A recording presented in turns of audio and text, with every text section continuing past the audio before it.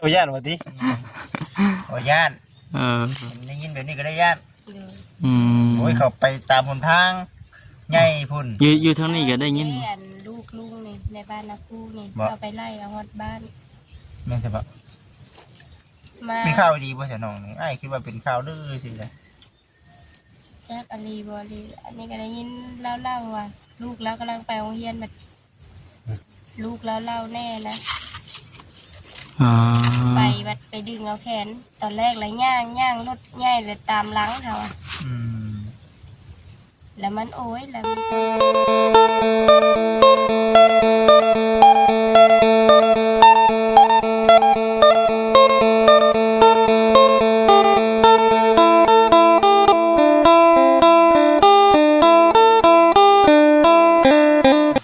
เอาแห่งขนาดเนาะ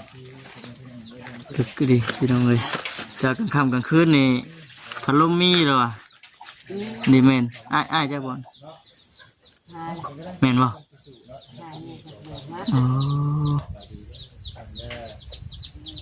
พอได้อยู่บ่ใช่ได้อยู่บ่แหละมาให้พัดจิตนี่เอาไปหาแง่รถว่ามาพื้นว่าไปแต่ละมือพอได้อยู่บ่ใช่ได้กำลังอุดๆเดี๋ยวนี้นะกำลังเป็นเลยเนาะไข่ตึงนะได้ไข่ตึงได้ฝนตกห้ำทีหนึ่งเด้ห้ำจะหนึ่งพี่น้องเนาะก่อนอื่นก็ทักทายสบายดีเด้อพี่น้อง14กันเบิดสุคนพี่น้องเลยเจ็บท้องเราก็เลยกินนั่นต้มน้ำต้มนี่นะหักนะแค่คิวแล้วได้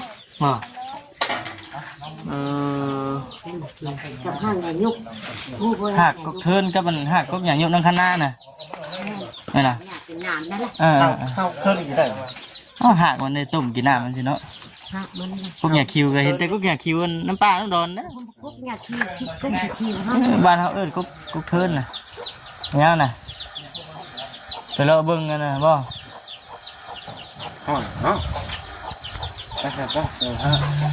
เราเบิ่งเพิ่นก่อนแม่นเดี๋ยวสิเราเบิ่งรอบๆเพื่อนอันใดก็บ่ได้สะดวกสบายได้ลองเป็นบดเป็นกระตุกง่ายนี่คือได้จะกินได้นะเป็นยังไงเมื่อยแปลงนะจะบุญเอาเงินให้แปลงก็จะได้ขุ่นบ่มันขุ่นนะบ่ขึ้นแล้วนะมันบ่ขึ้นแล้วนะมันเบิดน้ำมันจะโอ้โหขออะไรน้ำเท่าจะน้องเจ้าเอาไปเวลาน้ำใส่ที่ไหนเดี๋ยวสิไปเลาะเบิ่งก่อนเด้อ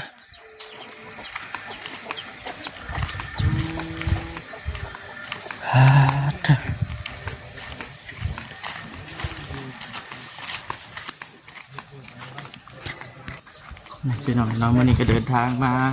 อยู่ที่เฮือนนั่นน้องแอน้อยน้องปุถิวาพอเราสูญเสียไปตั้งแต่ปีก่อนๆพี่น้องหลายปีที่ผ่านมาเลยล่ะจนมีทางพระผู้ใหญ่เพิ่นเฮ็ดเฮือนเฮ็ดซ่านให้จนแล้วจนทั่วสมทบกันเท่าเล็กเท่าน้อยก็จนแล้วว่าซั่นแต่ก็หลายๆทีมงานก็บ่ได้คอยเข้ามาปานใดพี่น้องเนาะเนื่องจากว่าเฮ็ดซ่านกันแล้วมื้อนี้ทางบ่คำบ่เสียงนาแน่บ่จิตพร้อมพี่น้องเอ้ยพาพ่อแม่พี่น้องเฮาเข้ามาเบิ่งมาชมเข้ามาเยี่ยมมายามเบิ่งก่อนหน้าว่าฉันเป็นจังไดบางทีจะว่า FC บางท่านหลายๆท่านมันก็จะว่าลืมเด็กจังเนาะผัวเฮามารอบนี้ป้าแต่น้องเพิ่นใหญ่แล้วพี่น้อยใหญ่เป็นสาวแล้วว่าฉันมาช่วงนั้นบัดอายุอานามก็สิอยู่ในช่วงประมาณ12 ปีนี่แหละพี่น้องเอ้ยแต่ว่าพอมาบัดนี้ป้าจะท่วมบ่คำพี่น้องเอ้ยเนาะไปไม่เอานะกล้อง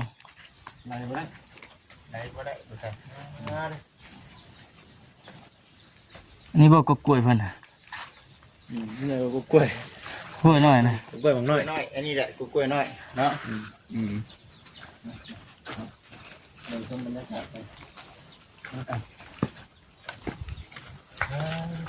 กุ้งหมากอีกเช่นนี่บ่นะนี่หมากวะนะมันจะกินได้แท้เนี่ย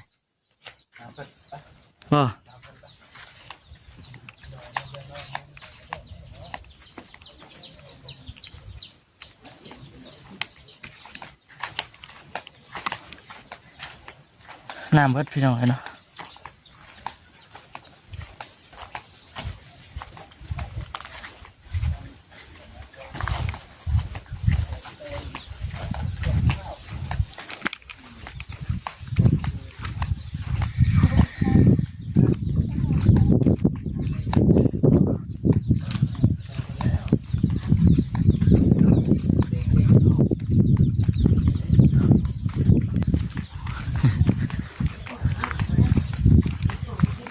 เบิกก่อนลบไปลบมาเพิ่นว่าน้องเพิ่นเห็น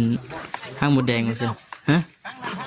อ๋อลบไปลบมาอยู่ว่าซั่นนี่ ห้างนั้น เห็นห้างหมดแดงเด้ออ๋อห้างใหญ่ดีเนาะ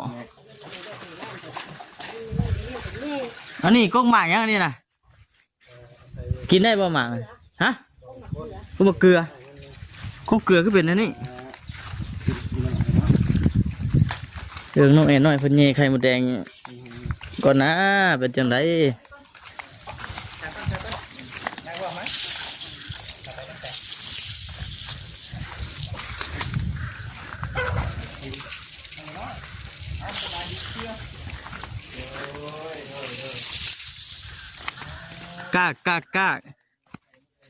กาห้อง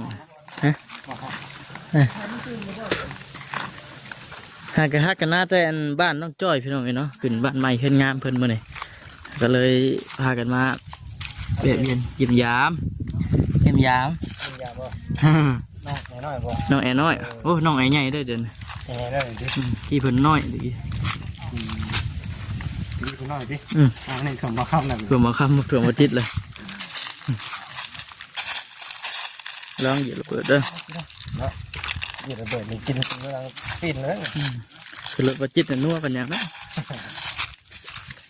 โอ้มีเฮือนคนอีกเนาะที่ข้างในพี่กันนะ เป็นคนสองดังเนาะช่วงนั้นเป็นป่าอะไรบ้านาเลยนี่นะเป็นป่าเป็นดอนเป็นดงไป ป่าบอกลงมาใหม่ตะกี้โอ้ย นี่ห้างนกนะ เพิ่นหายห้างหมดแดงเลย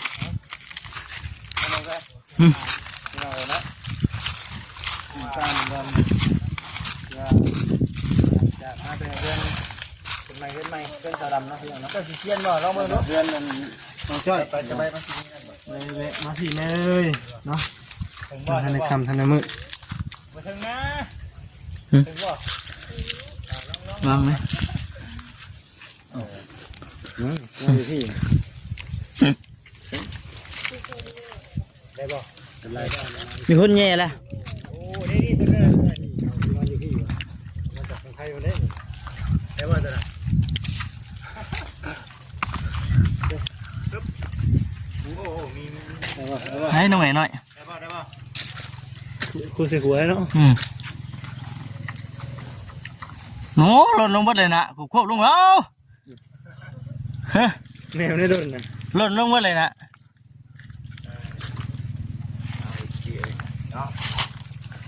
หล่นดิบ่นายไม่นักกระโดดไม่นักว่าเบิ่งไปจีนเบิ่งนี่เบิ่งไหมเฮ็ดอะไรเป็นมาจีนเฮ็ดบ่วันคู่ใส่บ่หน้ารถ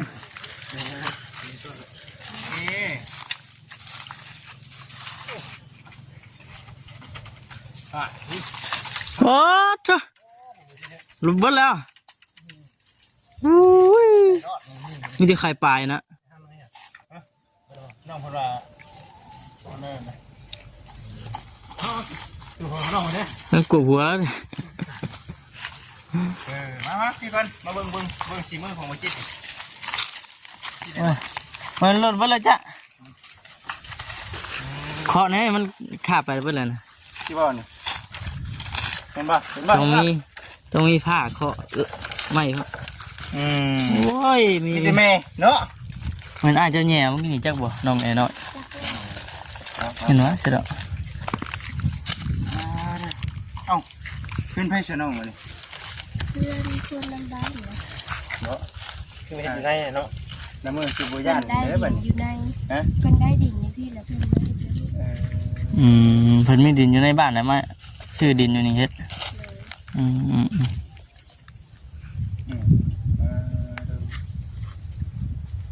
เมื่อยแท้คนแบบนี้เนาะนี่มานั่งนี่ นั่งใกล้หมูแดงแค่ว่าเด้อ เดี๋ยวที่นั่นคุยน้ำเนาะ หมูแดงนะ คือว่าเนี่ยพี่น้องเอ้ยมานี่กันเลยเราจะมาหาน้องคนจะหึงมาแดงเนาะทางวันแดงเหรอเนาะว่าสิเห็นหั่งตัวนี้พี่น้องเนาะคิดว่ามันสิเป็นหั่งใหญ่ก็เลยชวนน้องเพิ่นมาแย่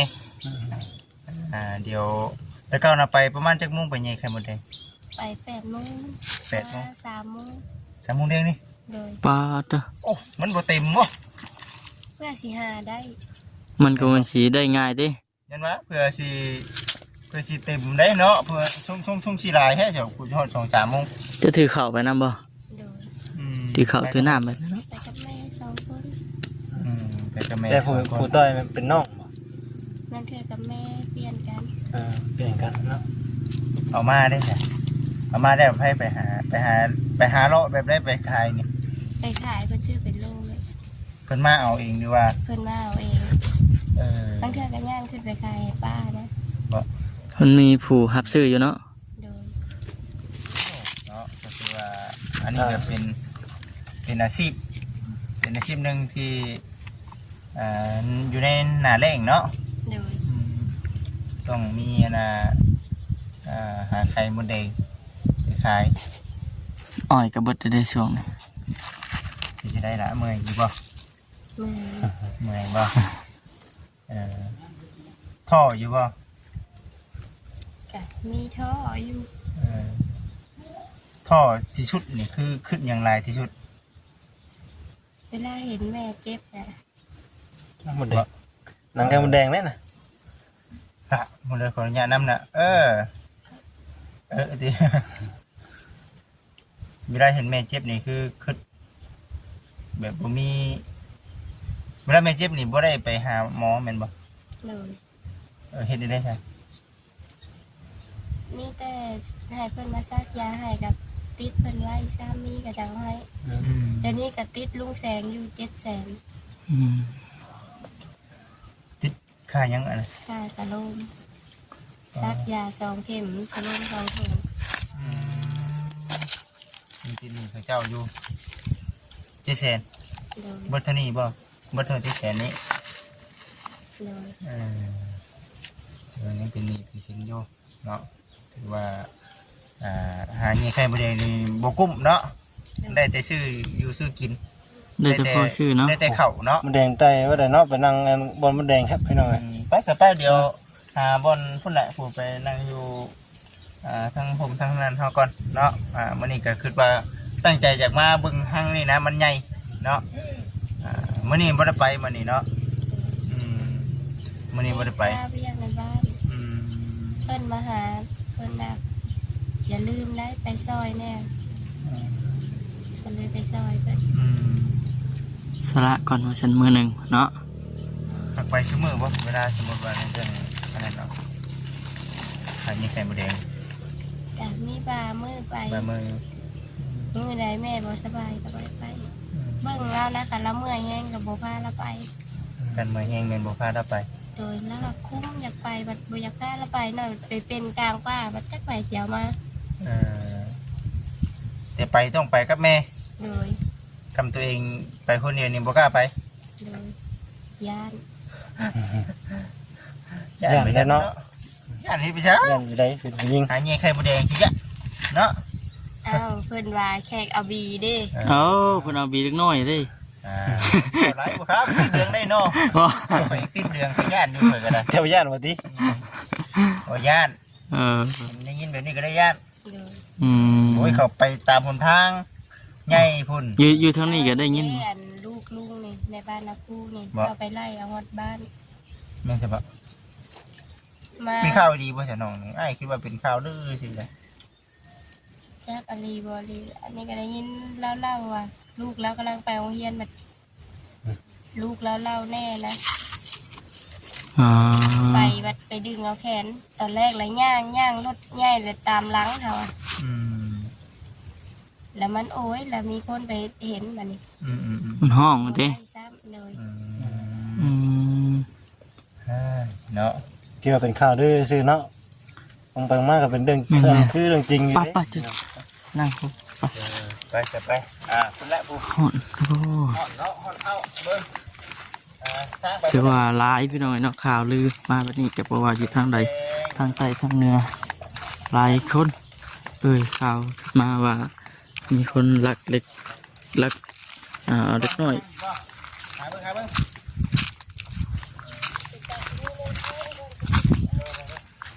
นี่หางนกนี่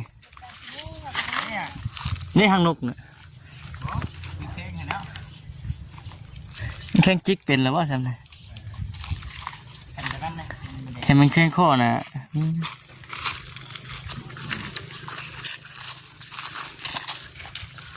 ห่อนเนาะ เด้อครับนี่คือว่าเป็นไทยดีแม่เนาะทางนี้เพิ่นใหญ่ดีแม่โอ้ยเขาป้าไปเอาน้ำแม่กันนะโอ้ยน้ำมันเพิ่นตั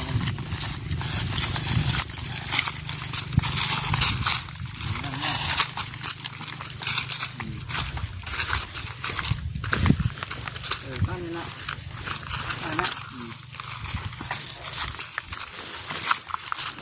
สรุปอันนี้บ่สรุป2 ถุงนี้บ่จะว่านะ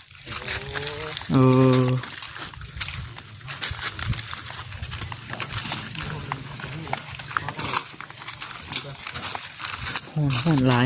พี่น้องเอ้ย มาตอดเนาะเก่งเลยบ่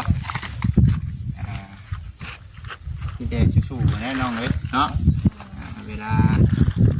ที่เบียกไปนี่ใครมาดูมือนะแม่เมื่อยโต๊ดเอาเนาะที่ไหนจ้ะมันหนึ่งคือขาดผู้นำครอบครัวเนาะผู้นำก็อยู่นี่เป็นบ่ผู้นำครอบครัวก็อยู่นี่ต้องพาแม่นะเนาะเดี๋ยวมื้อนี้คือแกงเบียกแม่แล้วก็แม่บ่สบายแน่วันนี้เรากินแต่น้ำตก เลยกินกระเดาต้มหวานไปซื้อหวานให้ไปแล้วมันก็ บ้านยังก็ ดีจังเลยบ้านดัง ชื่ออยู่บ้านไหนเนาะ อยู่บ้านมันเขียน นางเขีย บ้าน นนานุกเขียนเนาะเนาะเพลงเดี๋ยวบอกหน่อยกัน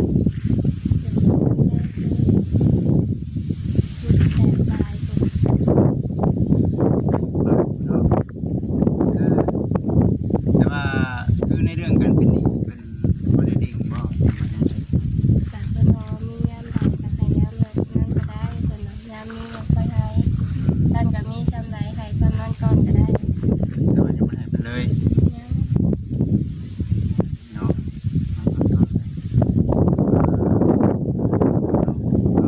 ไป เนี่ย ไปเรื่อยๆ